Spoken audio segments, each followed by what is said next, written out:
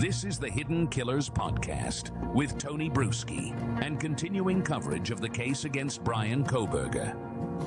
It is indeed, and we're going to dig into some of the newly released evidence that was unearthed by the reporting of Dateline NBC. Joining us is Shavaun Scott, psychotherapist and author, to help us separate the calculated from the compulsive and the creepy from the clinically relevant. Shavaun, based on what Dateline has revealed, and we have some clips we'll watch here in just a few moments, Kohberger searches about how to go about life here, his fascination with serial killers like Bundy, his repeated trips near the victim's house, how much of this looks very much like premeditation versus some sort of impulsive obsession. And what can those behaviors tell us about his underlying psychology? There's a lot there.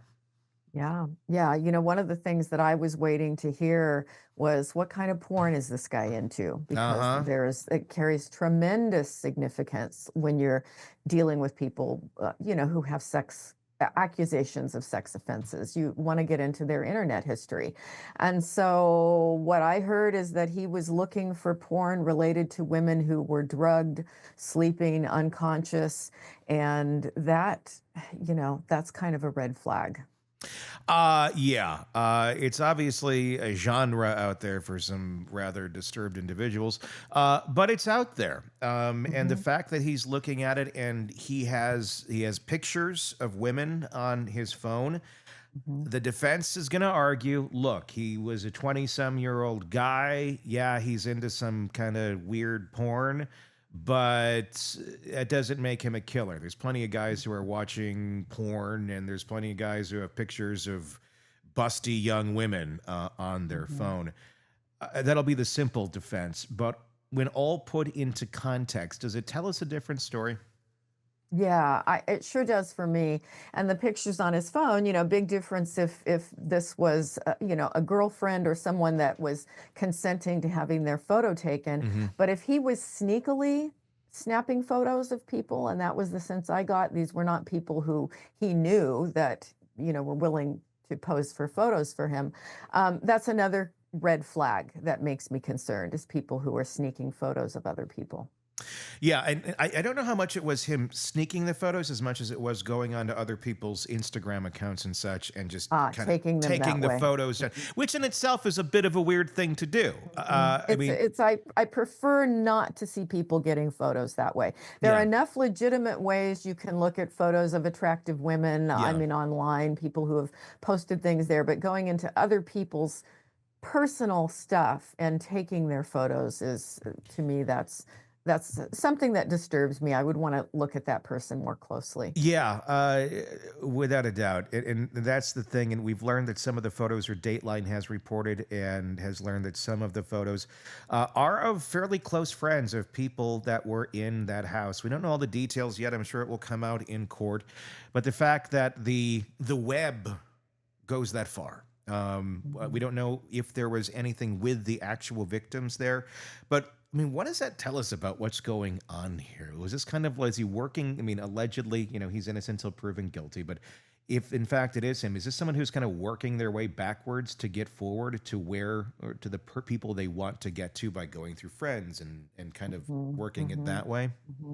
Yeah, it speaks to me of somebody who had a fixation, who was cyber stalking, who was apparently, according to the data about the car being in the vicinity, was physically stalking.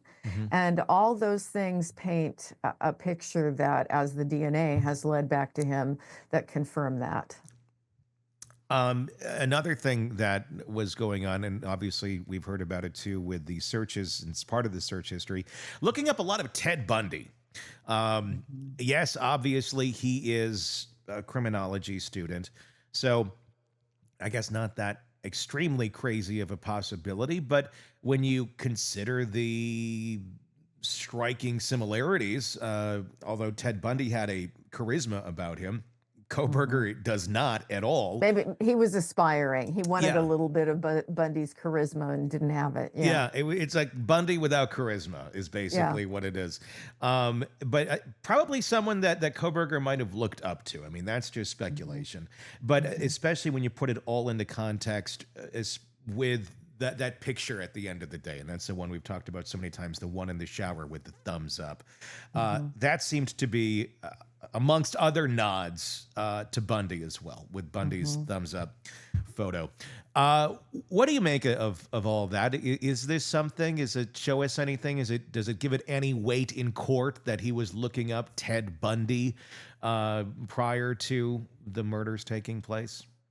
Yeah, in and of itself, it wouldn't necessarily mean anything. A lot of people are curious about Ted Bundy, all the movies that have been made about him, books written about him. It's sort of like something freakish that people want to understand. But I think, again, it's everything in context here and taking photos of himself, selfies of himself in the same manner as to look like Bundy. Again, it just puts a layer of creepiness on all of it that, it's another piece of the whole picture that I think does carry weight.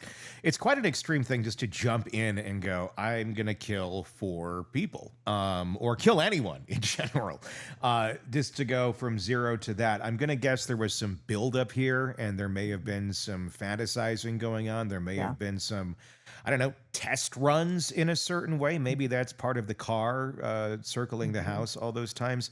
But even deeper than that, Dateline reported on a very interesting piece of behavior, and that is that of Kohberger helping out a fellow teacher, a fellow teaching assistant, who he became kind of friends with, a female that also was in the same apartment complex as he shared.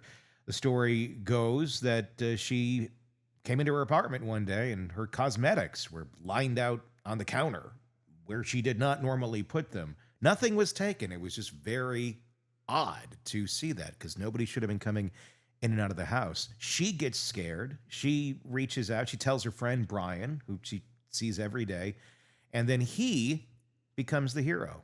He comes in, helps her set up a security camera, has access to the Wi-Fi password, has access to the security camera password, and she looks back on this going, "Oh God, was he studying me? Was he following me?" Let's talk about that for a little bit. Obviously, she was not one of his victims in the sense of murder, but a victim in another way. What do you think is going on there? What is going on in someone like Kohberger's mind that he's going to carry out behaviors like that? Yeah, that's a really chilling one. And guys who go on to become serial killers often start with stalking, with voyeurism, and with breaking into women's homes. Sometimes they steal an undergarment or something that they think won't be missed. And so when I heard about her cosmetics being lined up in a particular way, my brain took me to also, well, he has OCD tendencies, which are pretty well documented at this point. And did he just think her bathroom was too messy and he felt this urge to have to straighten everything up for her, which may be absurd and it may be true, who knows? Yeah. But, clearly for her then to turn to him for help, wow, what an opportunity for him to gather more information and video possibly of her. So pretty scary. As non-socially skilled as he is, he seemed to be skilled a bit in just kind of the mechanics of life. Because when you just look at the cause and effect of this, most people aren't going to think if this happened to them, that their cosmetics are lined up weirdly on their counter, that the person you're asking is the one who actually did it. That's just not something that would normally go through one's mind. But it's a real simple thing to do. I mean, you really just look at the mechanics of it. If you want to be the hero in somebody's life, well, instill a little bit of fear. And then be the person that's going to help take those fears away. That seems to be exactly what he did. And that's yeah. I mean, it doesn't necessarily then play into the murders though either. Is that more just like a control move? Is it a confirmation move of, look, I can get away with this, and it just kind of a step up to more and more extreme behavior? Yeah, and getting away with things is exciting. It's sort of like the prelude to the big thing, which is going to be the killings. But there may have been some things that she never missed. Who knows how many times Sure. he had actually been in her apartment, and what things he may have taken that were missed. And we don't know how many times might he have done this to other people. These kind of low-level burglary, stalking, voyeuristic kinds of things. My guess would be that he had been doing this sort of thing for years Is this and, sort of and just never gotten caught. is something like this, is that compulsive, or I mean, is that calculated? And when I say compulsive, meaning like he has little control over to whether he's going to do it or not. It's the thought gets into his head and it's just this urge that he can't quench. Is that the kind of thinking that some of these people have? I'd say it's like addiction, Mm-hmm. where somebody ruminates about something, they fantasize about something, they sexualize it, so they're masturbating while they're thinking about it and fantasizing, and the idea of going into someone's personal space, they get a sense of power, that they can sneak around and do these sort of things. And so, it's a good question. At what point do people have control over their addictions, and when do they not have any control? I tend to lean on the side of they've got control, but it may feel very much like a compulsive urge. But I have a compulsive urge to eat ice cream. I mean, Mm-hmm.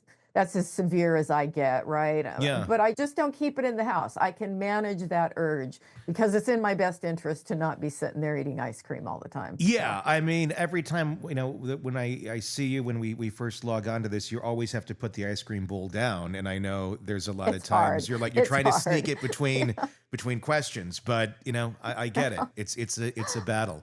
Want more on this case and others?